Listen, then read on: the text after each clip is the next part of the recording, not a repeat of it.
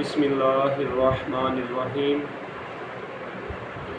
حدیث پاک ہے جس کا مفہوم ہے، نبی اکرم صلی اللہ تعالیٰ علیہ وآلہ وسلم نے ارشاد فرمایا کہ جب میری امت میں بے حیائی پھیل جائے گی، جب میری امت میں بے حیائی پھیل جائے گی تو اللہ تبارک و تعالیٰ ان کو 2 سزائیں دے گی۔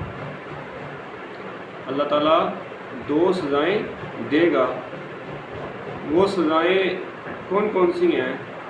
ایک تو یہ ہے کہ جوان موتیں ہوں گی، جوان موتیں ہوں گی، اس نے کچھ بھی نہیں دیکھا ہوگا، جوان ہوگا تو وہ فوت ہو جائے گا۔ فرمایا کہ ایک تو یہ کہ جوان موتیں ہوں گی، دوسرا فرمایا کہ اللہ تبارک و تعالیٰ ایسی بیماریوں میں مسلط کر دے گا کہ جن کا کوئی علاج نہیں ہوگا، جن کا کوئی علاج نہیں ہوگا، ایسی بیماریاں مسلط کر دے گا۔ تو آج ہمارے معاشرے میں دن بدن بے حیائی عام ہوتی جا رہی ہے۔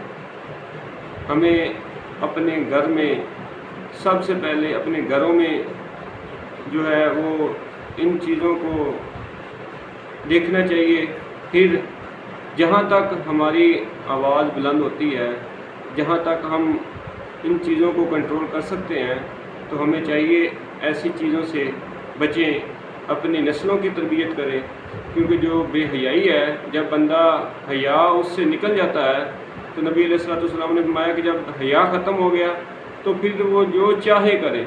تو اللہ تعالیٰ ہمیں بے حیائی کے کاموں سے بچنے کی توفیق عطا فرمائے۔